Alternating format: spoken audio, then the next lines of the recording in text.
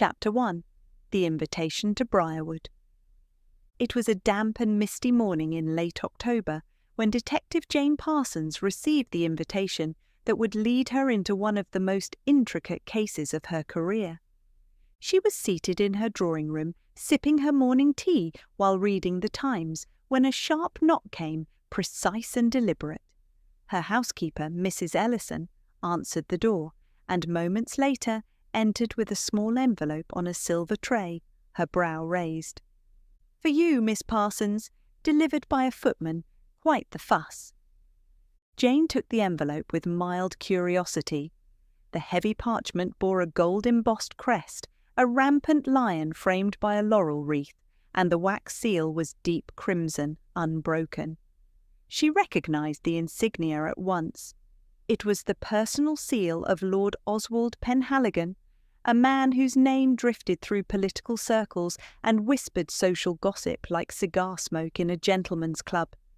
She broke the seal and unfolded the stiff card inside. "Miss Parsons, you are cordially invited to Briarwood Hall this weekend for a gathering of select company. Your presence is requested not merely for leisure, but in the spirit of observation. There are matters of discretion best left unwritten. A motor car shall arrive at noon on Friday. With warm regards, Lord Oswald Penhaligon." Jane read the note twice, then set it aside, thoughtful. Matters of discretion best left unwritten. That was Lord Penhaligon all over. An influential man in political society, he was known for his lavish parties and his discreet handling of delicate affairs. That he had summoned her, a private investigator known mostly to aristocrats and certain discreet departments of government, suggested something more than an innocent house party. Mrs. Ellison hovered by the door, wiping her hands on her apron. "Shall I begin packing, miss?" she asked, ever the practical woman. Jane looked up, her expression unreadable. "Yes, something formal for dinner, and something warm. We'll be in the countryside." By Friday noon, Jane was dressed in her usual travelling attire, a tailored navy coat, smart gloves, and a cloche hat set at a modest angle. Her only luggage was a leather travel case, efficiently packed. The motor car had arrived, and Jane climbed in with her customary quiet poise.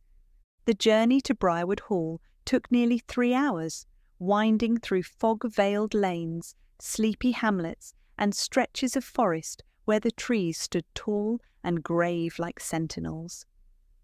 By the time the iron gates of Briarwood creaked open, the sky had turned the colour of tarnished pewter. The hall itself rose out of the mist like a storybook palace, gabled rooftops, ivy-covered stone walls, and tall windows that glowed faintly with the warmth of gaslight. The driveway curved through an immaculate lawn where stone statues loomed half-hidden in the autumn fog. Jane was greeted at the great oak door by Mrs. Langley, the housekeeper, tall, pinched, with greying hair pulled into a stern bun. "Miss Parsons," she said with a nod, "you're expected. His lordship is in the conservatory. Shall I show you to your room first?" "Please." The guest chambers were on the second floor, tastefully appointed in rich damasks and soft carpets. Jane noted the heavy drapes, the discreet bell-pull beside the bed, and the curious absence of mirrors, a detail she found odd, but filed away. Once refreshed and unpacked, she descended to the conservatory. Lord Penhaligon was standing by the windows. He turned as she entered, a half-smile playing beneath his silver moustache. "Miss Parsons, punctual as always." "Good afternoon, my lord. Your note was intriguing." Penhaligon poured her a sherry and offered it wordlessly. "There's been no crime, not yet," he said, seating himself in a wicker chair. "But I have reason to believe that something is afoot. I need someone discreet, someone who can observe without drawing suspicion. You are, I believe, uniquely qualified." Jane tilted her head. "May I ask what you suspect?" He gave a dry chuckle. "That's the trouble. I suspect something, but not someone. I've had unsettling communications. items moved, whispers in the staff corridors, a gift recently arrived from the Russian consulate, very rare, very valuable. I worry it's become a target, and as you may know, I have enemies, political and otherwise. Jane nodded slowly.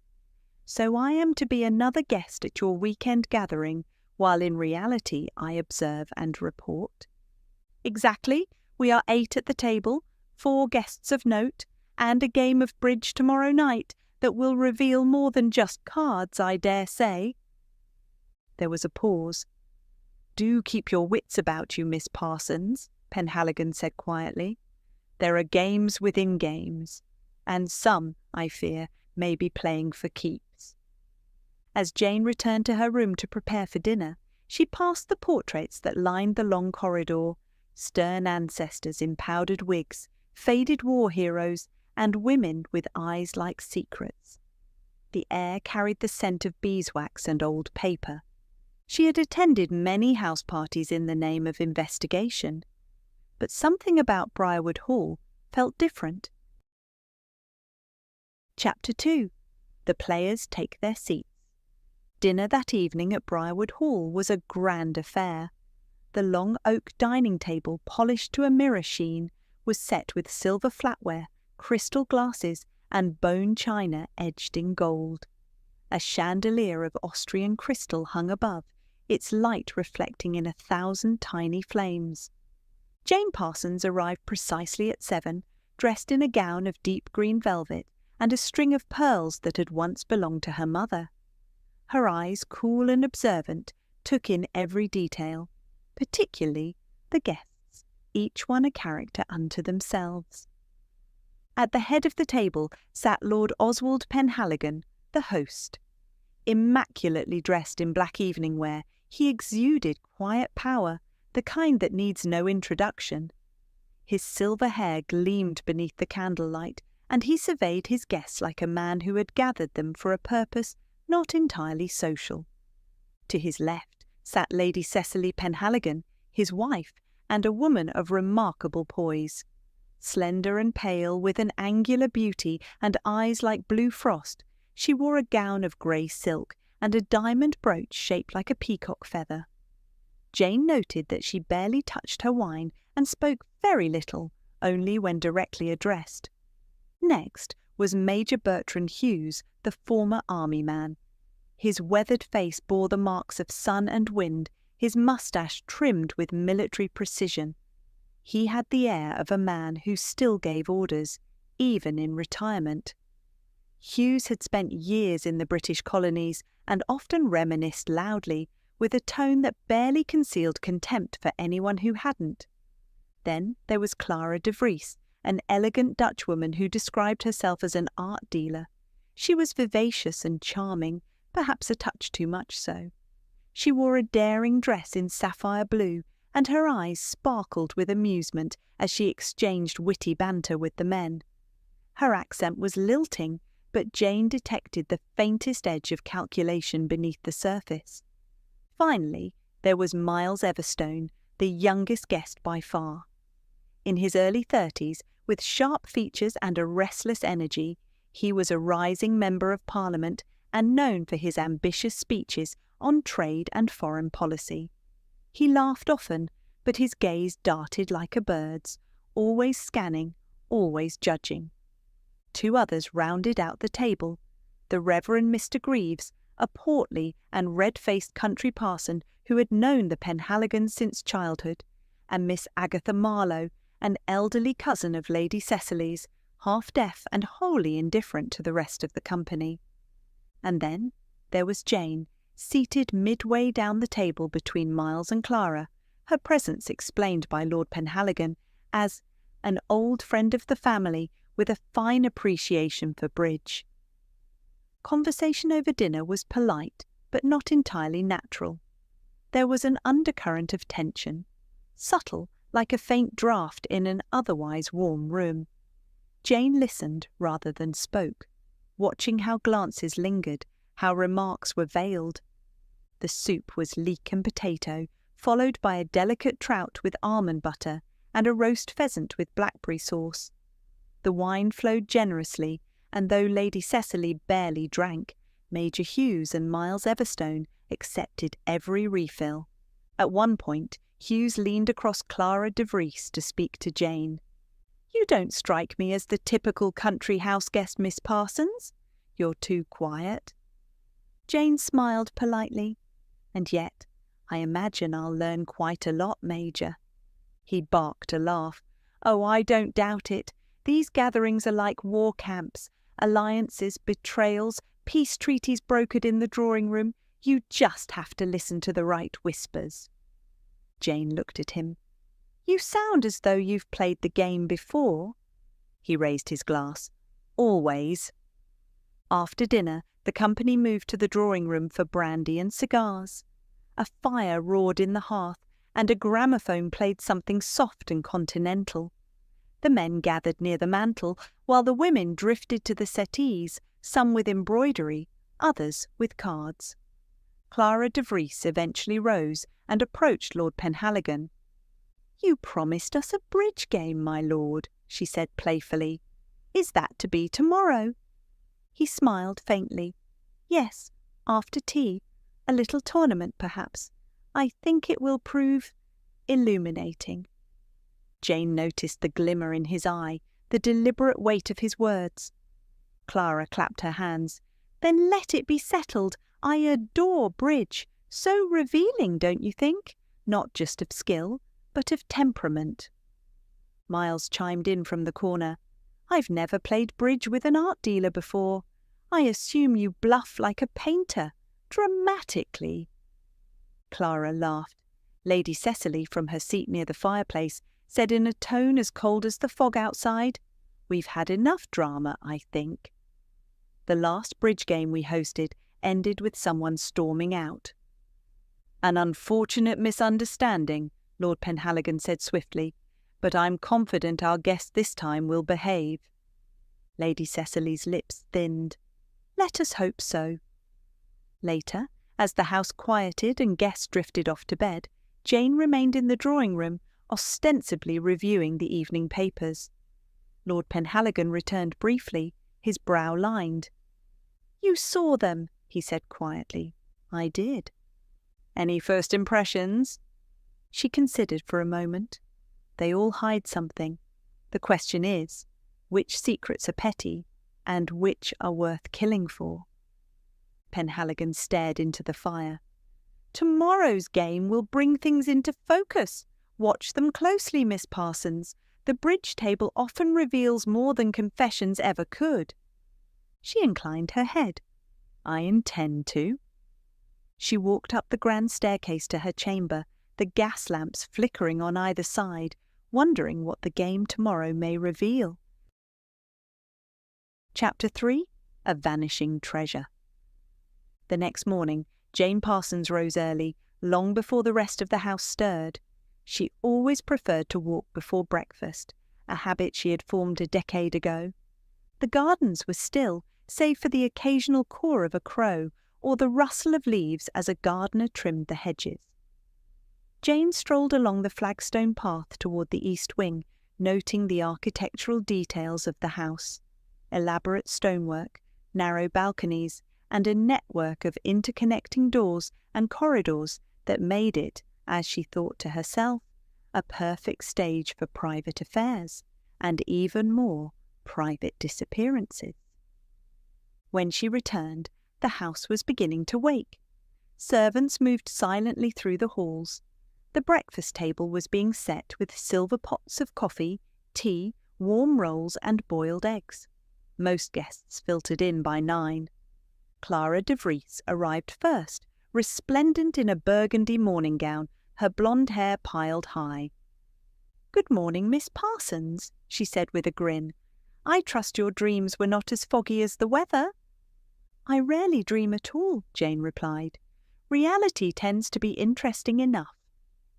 Clara gave a short laugh and took a seat by the window. "Quite right." Soon after came Major Hughes, his boots polished to a mirror shine, and Miles Everstone, looking ever so slightly the worse for wear, his eyes bloodshot, his cravat askew. Lady Cecily joined last, her expression unreadable. She barely spoke throughout the meal. Her hands were pale, her fingers long and motionless.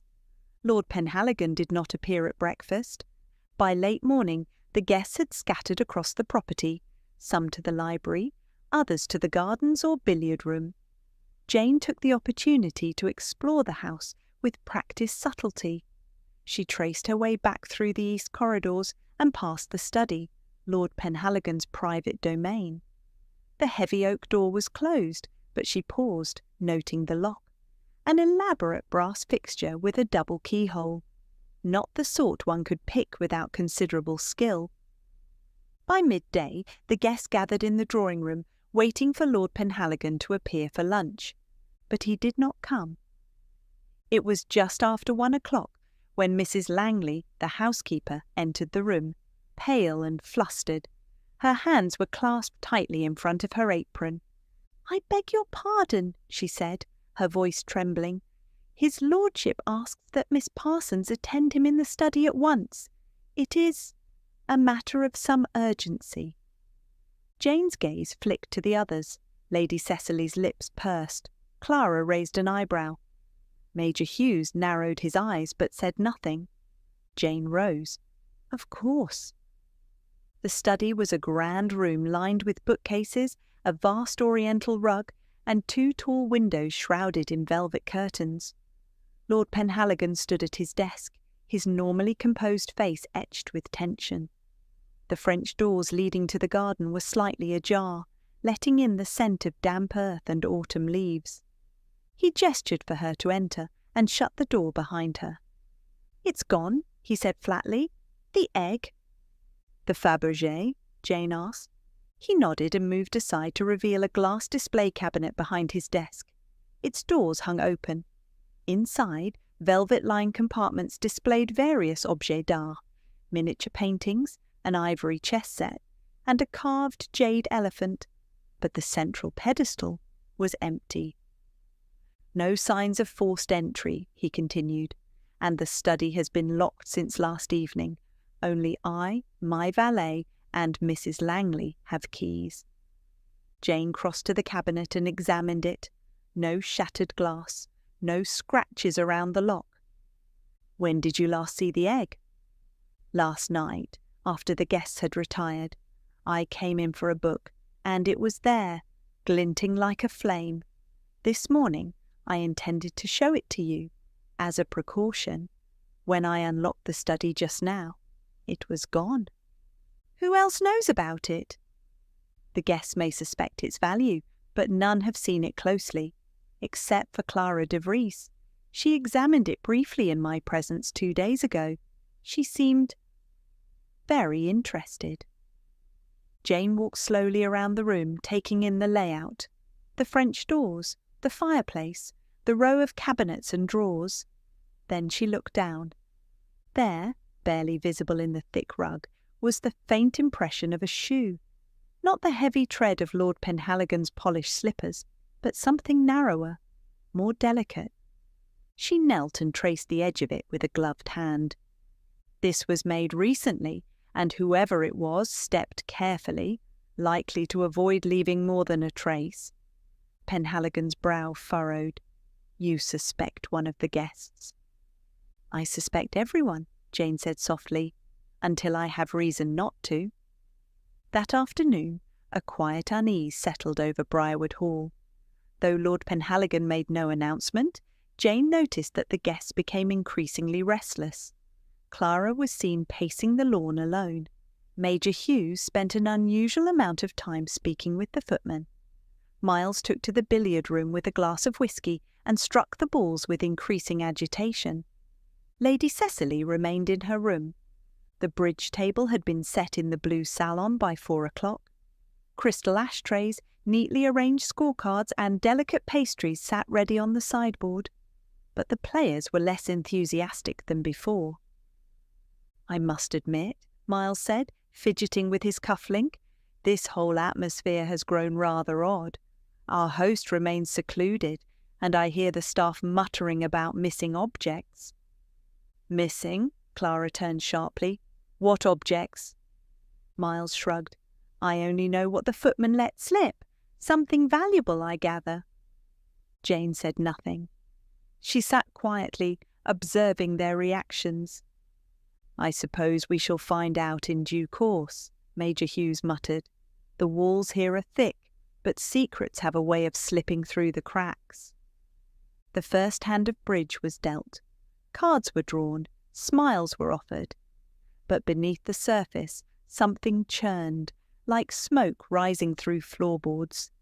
And as the players took their seats at the polished table, Jane Parsons watched each of them with quiet precision. A treasure had vanished, and someone at that very table knew precisely where it had gone. Chapter 4. A Toast to Silence. The bridge game concluded just after 5 o'clock, with no small degree of distraction. Jane Parsons had noted that none of the players, except perhaps Lady Cecily, were truly focused on the cards. The atmosphere in the blue salon was thick with unspoken questions. Though the theft had not been announced, the whispers had spread like ivy creeping across old stone. Something had been stolen, something valuable. Everyone had heard it. No one had said it aloud. By 6 o'clock the house was in a quiet flurry. The game table was cleared away, tea had been served with little fanfare, and the guests retired to change for dinner.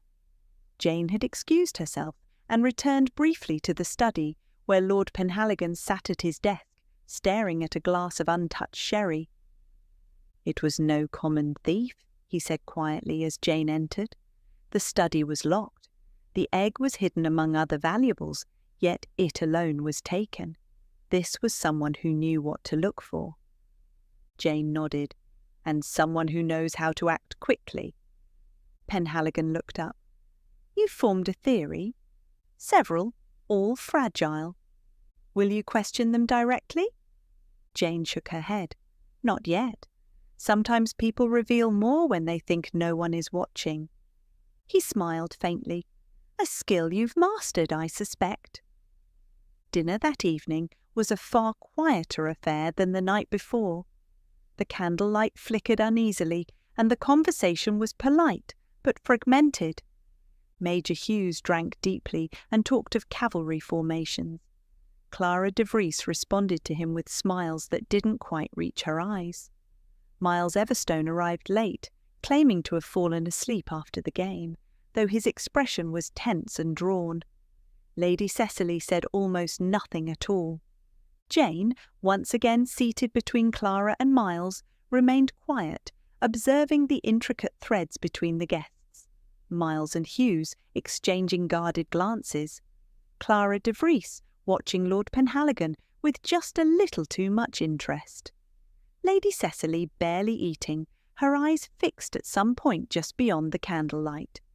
After the main course, beef tornadoes with red wine juice, the footman cleared the plates and brought in decanters of port and 2 bottles of Chateau Margaux, a rare vintage Penhaligon had long kept in his private cellar.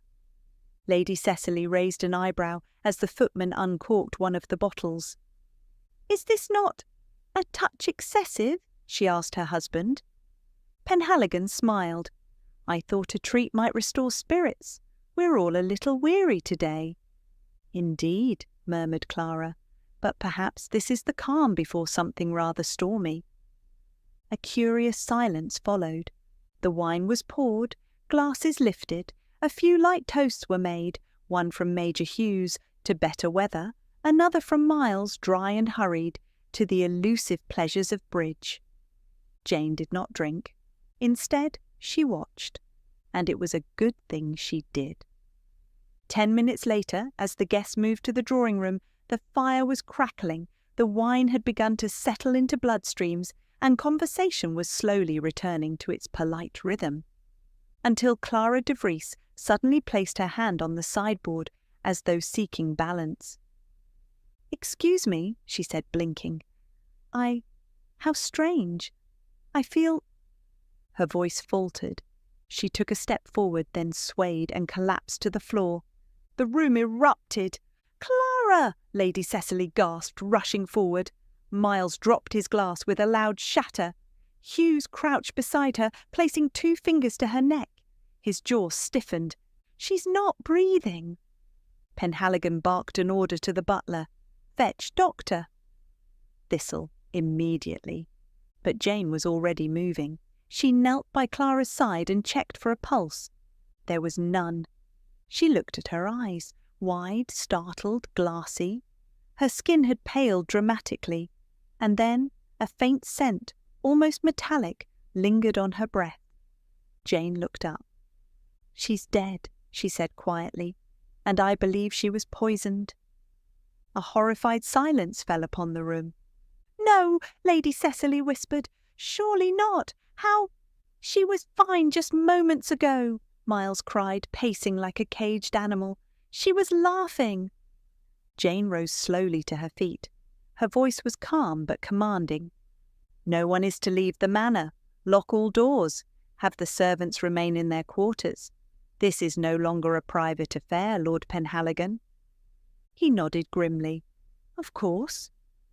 Major Hughes rose, his hand clenched into a fist. "You think she was murdered?" Jane met his gaze. "I'm certain of it." "But how?" he demanded. "The wine? The food? We all ate the same." "Not quite," Jane said, her voice turning sharp. "You'll forgive me, Major, but some of you switched glasses during the toast. I noticed Miss de Vries and Miles Everstone both reach for the same one." There was a hesitation, a moment of confusion. Miles paled. I didn't mean—" Lady Cecily rose, her voice trembling. She was charming. She wouldn't have had an enemy here." "Oh, wouldn't she?" Hughes snapped. "She had more secrets than smiles, that one." "Enough," Lord Penhaligon said quietly, his face ashen. "Miss Parsons will handle this." Jane's mind raced. The Fabergé egg, now a murder. Clara dead. What had she known? What had she planned to do? Later that night, after the body had been moved and the guests retired in a state of dazed horror, Jane remained in the drawing-room with the door locked behind her. She examined the wine decanter, the glasses, the cork. She sniffed each carefully, and then she found it, a thin, oily residue on the rim of one of the glasses, not visible to the eye, but sharp to the trained nose. Belladonna, a poison of choice for those who wish death to look like fainting. She straightened, her jaw set. Clara had known something. She had perhaps seen too much, guessed too well, and someone had silenced her. Jane glanced around the darkened drawing-room, its shadows long and watching. The game had changed. This was no longer about a theft. This was about murder. Chapter 5. Secrets Under the Surface. The morning after Clara de Vries's sudden death arrived like a thunderclap cloaked in silence. Jane sat alone in the library, a tall stack of bridge scorecards before her, along with the guest list and a sketch she had made of the drawing-room during the toast the night before. She had not slept more than 2 hours. There had been no time. She had sent word to the local constabulary to hold their approach, insisting that for now the investigation must remain quiet. Too much noise might scare off truths not yet ready to show themselves. Lord Penhaligon, visibly shaken by the night's events, had agreed. At precisely 10 o'clock, Jane requested to see each person, one at a time, in the drawing-room, now transformed from a social space into a discreet interrogation chamber. First was Lady Cecily Penhaligon. Lady Cecily entered in her customary grey, a high lace collar brushing her jawline. Her eyes were cool, but not emotionless. "You'll understand," she said, taking a seat near the fire, "that the mere implication of scandal is intolerable."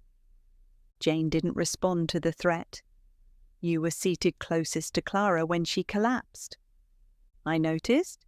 You also barely touched your wine." "I never do. Wine encourages men to believe they're more interesting than they are." Jane permitted herself the briefest smile. "Did you know Miss de Vries well?" She was charming in that detached foreign way, She reminded me of a bird looking for a better perch. I think she believed herself clever. Did she ever speak of the Fabergé egg? Lady Cecily blinked slowly. Only once. She asked whether it was insured. And is it? No. Cecily's voice turned dry. Oswald keeps certain treasures out of official ledgers. There are political sensitivities. You understand. Jane studied her. Was Clara involved with your husband? Lady Cecily gave a soft, sardonic laugh. My dear Miss Parsons, my husband is a man of appetites. Clara was certainly his type, though I don't believe he succeeded. She was far too strategic to become anyone's trophy. Did you know she'd been poisoned? Cecily leaned forward. I knew the moment I saw her eyes, but I also know better than to scream accusations when someone's still holding the wine. Next was Major Bertrand Hughes. Hughes entered briskly, his boots loud on the polished floor. You suspect me, he said without preamble, because I served abroad and know a thing or two about poisons. Jane gestured to the chair opposite her. I suspect everyone until the facts absolve them. You were quite vocal last night. I detest deception. Clara de Vries was a manipulator. She tried to charm me once. Didn't take. Did she speak to you about Russian artefacts? She spoke of buyers, high ones. She was sniffing around Lord Penhaligon's collection, asked me if I'd seen similar eggs during my posting in St. Petersburg. And had you? He paused. Yes, I was stationed there briefly. The egg was one of a matched pair, diplomatic gifts to the British Crown during a peace visit. The other is in the Kremlin. Or was. You believe she intended to steal it? I believe she intended to profit from it. She may have been working with someone, perhaps one of the guests. I wouldn't put it past that little Everstone boy. Rats like him thrive on foreign trinkets. Jane made a note. Did you see anyone near the study before the theft? No, but I saw Miles sneaking toward the billiard room around midnight, just after the house had gone quiet. Third came Miles Everstone. He entered looking pale, his eyes shadowed, a different man from the confident politician of 2 nights prior. I didn't kill her, he said before Jane could speak. God, I barely knew her. But you were seen near the study late at night. I had gone out for air, he said quickly, then into the billiard room to calm myself. I couldn't sleep. Did you handle any of the wine glasses last night after they were poured? His eyes flicked away. Possibly. There was confusion. I think I reached for hers by mistake. You hesitated, Jane said. I saw it. She smiled at me and said, Shall we toast to better luck? Then she reached for the glass I had touched. I didn't think anything of it. Why would I? Did Clara ever mention the egg to you? Yes, once. She joked that it could start a war if it fell into the wrong hands. Jane raised an eyebrow. Did she say it was in the wrong hands? He hesitated again. But she seemed nervous lately, kept checking over her shoulder. I thought maybe she was running from something. Or someone, Jane said quietly. Lord Penhaligon entered last, slower than usual, as if weighed down by more than age. She came here looking for something, he said, before she could ask. That much is now clear. Did she know about the egg? She knew about the egg. I never told her directly, but I let her see it. She asked to examine it, claimed it was similar to one sold in Amsterdam. Her fingers lingered too long. Did you trust her? No, he said simply, but I liked her. Enough to lie for her. Not enough to kill her. Jane studied him. Did you see Miles Everstone that night? Penhaligon sighed. Yes, he came to my study around 10, claimed he'd left a notebook on one of the shelves. I found it odd. He's not exactly the literary sort. Do you think he could have taken the egg? I think everyone here is capable of something they hope never to admit. That evening, After dinner, Jane returned to the library alone, her brain full of thoughts. Clara had known of the egg. She had confided in several guests. She was likely planning to sell it, or blackmail someone with it. Someone had beaten her to it, and someone had killed her to keep her silent. But the killer had made a mistake. Clara had said, "Shall we toast to better luck?" A private joke, perhaps, but also an indication.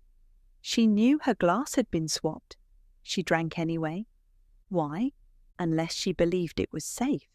Unless she had a plan of her own. A game within a game. Jane stood and opened Clara's travel bag, which had been retrieved by the staff. Inside were silk dresses, perfume, and at the bottom, wrapped in tissue paper, a small leather-bound notebook, its pages covered in tight looping script. It was a log, a list of names, meetings, transactions, and next to the entry for October 30th, the day before the bridge game. Final deal to be made. E will approach after dinner. If not, contingency plan in motion. Jane's eyes narrowed. E? Everstone? Or someone else entirely? Chapter 6. The Russian Connection. Each entry in Clara's journal revealed more than idle thoughts. The writing was meticulous. Names, places, prices, and occasional cryptic phrases. Some entries were marked with symbols, a triangle, a star, and once, beside a particularly urgent note, a small hand-drawn flame. Jane had spent the previous night translating what she could. Several passages were in Dutch, and one short paragraph, clearly hurried, was in Russian. She stared at the line again now. Her Russian was rusty, but she read it slowly. Gift from Nikolai. Kept at Briarwood, not for sale until confirmed. A diplomatic gift, from Tsar Nicholas II, no less. That aligned with what Major Hughes had hinted at. The Fabergé egg wasn't merely rare. It was part of a royal diplomatic exchange, possibly one that had never been officially recorded. Such an item, if made public, could trigger a storm. Not just political embarrassment for the British aristocracy, but tension between nations. No wonder Penhaligon had kept it off the books, and no wonder someone had been willing to kill for it. Jane needed confirmation. She descended to the servants' wing, quietly, as the rest of the house began to stir, and asked for Anya, one of the maids. A shy, mousy young woman from St. Petersburg, Anya had kept mostly to herself since Jane's arrival. But Jane had noticed the way she stiffened slightly whenever the name Russia was mentioned. Anya was found polishing silver in the scullery. "Miss Parsons?" she asked nervously, wiping her hands on her apron. "I wonder," Jane said gently, "if you might read something for me." She presented the page with the Russian line. Anya's eyes scanned it quickly. Her hands trembled slightly as she handed it back. "This is very dangerous note." Jane gave her a moment. "Can you tell me what it means?" "It speaks of egg, a Fabergé, given by Tsar to British family. It says to keep it hidden until confirmation." She paused, then whispered, "This egg is not meant to be sold. It is symbol dot. A symbol of what?" Anya glanced around, lowered her voice. "There is legend. Tsar had made 2 eggs to seal peace before war. One stayed in Russia, the other came here. It means alliance. If sold, stolen, it would be insult. Some say it was a message between royal families." Jane's mind spun. Who else would know this? Anya hesitated. "Clara, she asked me 2 nights ago. She showed me drawing of egg. I said I did not know, but she knew I lied." "Why didn't you tell Lord Penhaligon?" Anya looked down. "I am servant. I do not belong to World of Lords and Games." Jane touched her arm lightly. "Sometimes it's the ones who listen in silence that see the clearest." Anya hesitated once more, then added in a whisper, "I saw something." Before dinner, night she died, in hallway, Mr. Everstone and Clara. They were arguing. She said, "You want it for power, but you don't know what it means." Then she walked away. Jane nodded slowly. "Thank you, Anya. That's very helpful." That afternoon, Jane examined the glass display cabinet in the study once more. It had been opened with a key, not forced. There was no sign of damage, just the absence of the egg. But one detail stood out now that the firelight caught the glass. A fingerprint, not smudged, not wiped, almost proudly left behind. Jane stepped back. Whoever had taken the egg wanted it to seem like a quiet theft, but had left behind just enough to draw attention. Someone was toying with appearances. She turned to the leather armchair beside the cabinet, and there, folded neatly under the cushion, was a scrap of paper. It looked like a telegram torn in haste. Only part of it remained. "Payment confirmed. Dutch intermediary compromised. Proceed to alternate buyer. See." She frowned. Dutch intermediary. Clara. The scrap of telegram had been hidden well. Only someone who knew the room intimately could have tucked it there unnoticed. And that narrowed the field. Jane found Miles Everstone in the library, seated with a drink he hadn't touched, gazing at the rain. "You knew what Clara had," she said without preamble. He didn't turn. Everyone suspected, but no one had proof, not until she started waving it about like bait. Jane sat across from him. "You argued with her before dinner." His jaw tightened. "She threatened to name you. She had that notebook, recorded meetings, entries. You were on her list." He looked at her now. "She wanted to make a deal. I said it was too dangerous." She laughed, told me danger was currency. She said the egg could destroy reputations, my reputation. "So you killed her?" "No." He stood. "I wanted her to leave. I told her to take the egg and go. That night I went to the study, not to steal, but to make sure it was still there." Jane said nothing. "She was playing everyone," he added. "Hughes, Penhaligon, me, maybe even Cecily." "You mentioned she said the egg could destroy you. Why?" His voice dropped. "Because I—" He hesitated. "Because she knew I was negotiating an arms deal, off the record, with a foreign intermediary. If word got out that I was linked to a stolen Russian artifact, it would be political suicide." Jane nodded slowly. "That's why she threatened you. But I believe you didn't kill her, because if you had—" She held up the torn telegram. "You wouldn't have left this behind." He blanched. "Where did you find that?" "In the study, beneath the cushion of the armchair. Shabby for a politician." "I never sent that," Miles said. "I didn't say you had." By nightfall, Jane had assembled the puzzle's edge. The theft of the Fabergé egg was not a crime of passion or opportunity.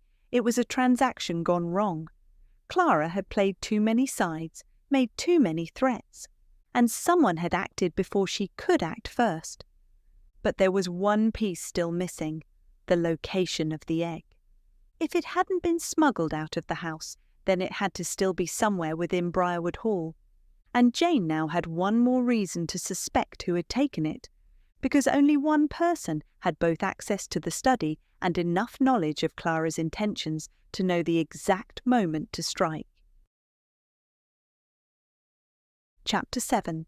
A Second Hand and a Second Lie. Jane sat in her room reviewing her notes.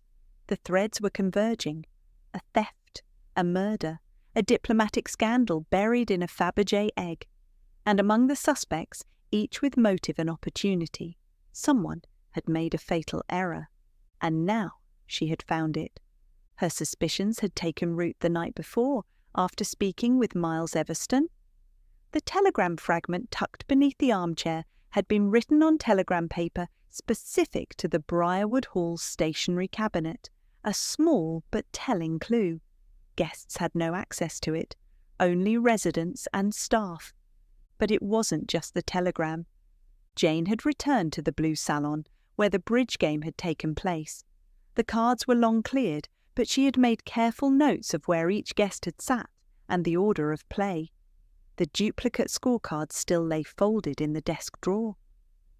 As she traced the final round's record, a pattern emerged, not in the hands themselves, but in the pauses, the missed plays, and the errors made by someone who prided themselves on precision. One of the players had deliberately played poorly, a sudden shift mid-game, a pattern that didn't match their earlier performance. Jane could see it now as clearly as if she were watching the game unfold again.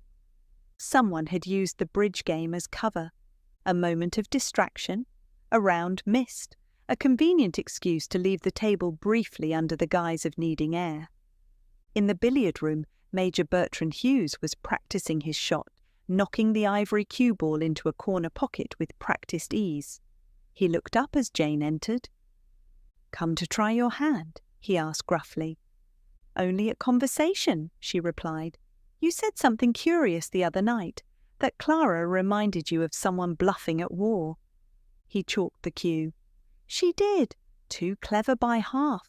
Those types always end up getting themselves caught in the crossfire. Or they make enemies by knowing too much." His brow furrowed. Jane folded her arms. "You said you served in Russia, that you saw a twin to the Fabergé egg." "Yes, and that Clara asked questions." "She always did." "Did she ask you to help her steal it?" He lowered the cue and turned, eyes narrowing. Number I would have reported her if she had. "Would you?" Jane stepped forward. "You strike me as a man who values honour, but perhaps not above loyalty, to your fellow officers perhaps, or to your old commanding officers." He stiffened. "You were stationed in St. Petersburg, at the embassy." "I was, and your commanding officer was none other than Lord Oswald Penhaligon." Silence fell like a guillotine. Jane studied him. "You see, the egg wasn't just a diplomatic gift. It was a quiet understanding between two empires. If it were discovered in Penhaligon's possession, it would not only embarrass the crown, but draw attention to dealings during the Russo-Japanese conflict." Hughes said nothing. "You were part of that, not a thief, but a guard dog, one who was told to watch the estate, and to act if anything, or anyone, threatened that secret." He clenched his jaw. "She was about to sell it, to expose everything, but you didn't kill her, did you?" "No." His voice was hoarse. "I warned her. She laughed in my face, said I was just a relic in uniform." "So who did?" Hughes looked away. "You already know." In the West Wing, Lady Cecily Penhaligon had retired to her private drawing-room, claiming a headache. Jane knocked once and entered. Lady Cecily sat in an armchair by the fire, a book open in her lap, unread. Jane shut the door behind her. "You were the only person who didn't leave the table during the bridge game," she said. Lady Cecily didn't look up. "I was losing, badly, no reason to leave. But you made a critical play error in the fourth hand. Unusual for someone of your skill. I believe it was deliberate. You wanted to stay at the table, to be seen." "Why?" "Because you had already taken the egg." Lady Cecily's eyes met hers at last, cold, clear, calculating. Jane moved closer. "You knew where Lord Oswald kept the key. You knew when the study would be unguarded, and you knew that Clara was planning to make her move the very next day. But you moved first." "Prove it," she said softly. Jane held up a small brooch, a silver peacock feather, identical to the one Lady Cecily had worn 2 nights ago. "I found this in the billiard room, behind the carved griffin statue near the fireplace. There's a loose panel behind it, a hidden compartment." Lady Cecily said nothing. "I opened it. The egg was there." "Why hide it in your own house?" Jane asked. "Why not destroy it? Sell it, unless you still hope to use it, as leverage?" Lady Cecily's voice was low, almost whispering. He was going to leave me for her, Clara. She played him like a fiddle, promised him connections, relevance. She told him she could manage the egg. But I knew better. I knew it would ruin him, so I took it. Jane's voice was cold now. And the poison? I didn't kill her. Lady Cecily stood slowly, composed once more. I didn't have to. I watched her drink the wine. She never knew what was in it. Then who? I thought it was Miles. But now... She paused. Perhaps someone else was afraid of what Clara planned to reveal. In the conservatory, Jane found Lord Penhaligon in the conservatory. You kept the egg for 20 years, she said. I did. And now you've nearly lost everything for it. I know. She wanted to expose you. She wanted to own me, he said quietly. And when she realized I wouldn't give it to her, she turned to others. Bargaining, threats. She didn't care what damage she caused, as long as she profited. Jane watched him. So you decided to silence her? But I knew someone would. She drank poisoned wine, Jane said. Someone knew exactly which glass she'd reach for. Penhaligon sighed. I trusted the wrong people and protected the wrong secrets. The police will arrive tonight. I'll tell them what I've found, but I'll also give you until sundown to return the egg, to make a statement, Jane said. Penhaligon nodded, grave. You've given me more kindness than I deserve. That night. In the hearth of the study, the fire burned brightly. Jane sat at the desk, looking at her notes. The egg had been retrieved. Lady Cecily had confessed to the theft, but not the murder. Someone else had poisoned Clara's wine, and Jane knew now precisely who it was. Because only one person had handled the glasses that night. Only one person had stepped away under the pretense of checking the cellar for the rare vintage. And only one person had a reason to fear what Clara knew, not about the egg, but about him. The final confrontation was coming. Chapter 8. Checkmate at Briarwood. The drawing-room had been prepared just as Jane requested. The fire crackled low, casting flickering shadows across the walls. The velvet curtains had been drawn, the brandy untouched. Only a single lamp lit the centre table, where a modest stack of bridge scorecards sat beside a folded page of Clara de Vries's notebook. At precisely 8 o'clock, Jane Parsons stood before the gathered guests. Lord Oswald Penhaligon, seated in his high-backed armchair, looked more hollowed than ever. Lady Cecily, poised as always, sat with her hands folded in her lap and a quiet, unreadable expression. Major Hughes stood with arms crossed near the fireplace, and Miles Everstone lingered near the drinks cabinet, fidgeting with the cuff of his sleeve. The room was silent, but for the steady tick of the grandfather clock in the hallway. Jane stepped forward, her voice calm and deliberate. "Thank you all for coming. I've asked you here to deliver the results of my investigation. A theft and a murder occurred under this roof, committed by 2 different hands, yet linked by one common thread." A ripple of unease passed through the room. Jane continued. Clara de Vries came to Briarwood Hall for more than a game of bridge. She came to conclude a sale. She had discovered the presence of the Fabergé egg, an object of historical and political significance, a gift from Tsar Nicholas II, meant to remain hidden as a symbol of quiet alliance. She intended to leverage it, either for financial gain or for political advantage. She held up a page from Clara's notebook. She met with several of you seeking buyers, and she had names. She knew who was desperate, who had secrets, who could be persuaded. Miles shifted uncomfortably. Jane caught the glance and nodded to him. She approached Mr. Everstone, threatening to expose his private dealings abroad. Perhaps she intended to blackmail him. Next she turned toward Lady Cecily. She also tried to seduce and manipulate Lord Penhaligon, but you, Lady Cecily, understood the risk better than anyone. You knew what that egg represented and what it could do if it left these walls." Lady Cecily's voice was quiet but resolute. "So I took it." "You found the hiding place, accessed the key and removed the egg the night before the game. You concealed it in the billiard room behind the loose panel, but you did not poison Clara.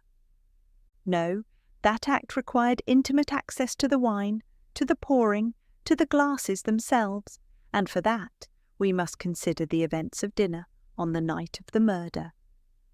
She walked slowly to the sideboard where the wine had been served. The Chateau Margaux was taken from Lord Penhaligon's private cellar, and it was Miles Everstone who offered to fetch the second bottle. Miles stepped back slightly, eyes wide. "Wait, what are you saying?"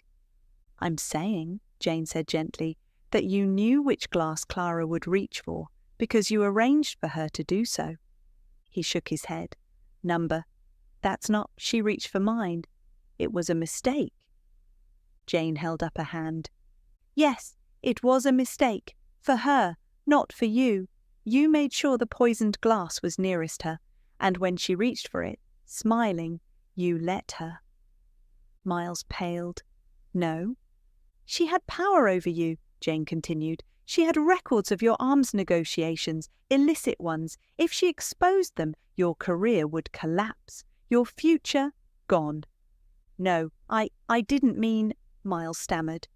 "You used belladonna, slipped into the wine while you were fetching the bottle. A poison that mimics fainting, quiet, elegant, but lethal." Jane stepped closer. "You knew it wouldn't be traced easily, and you were counting on the theft to distract from her death."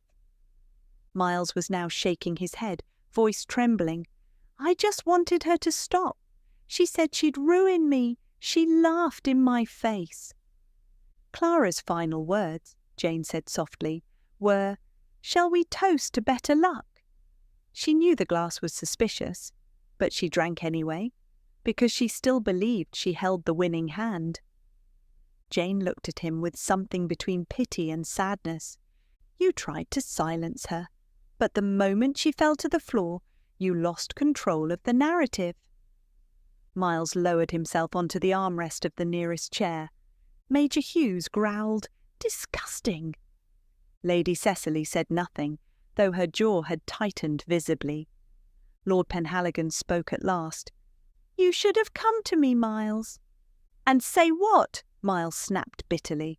"That a dead woman held the noose around my career?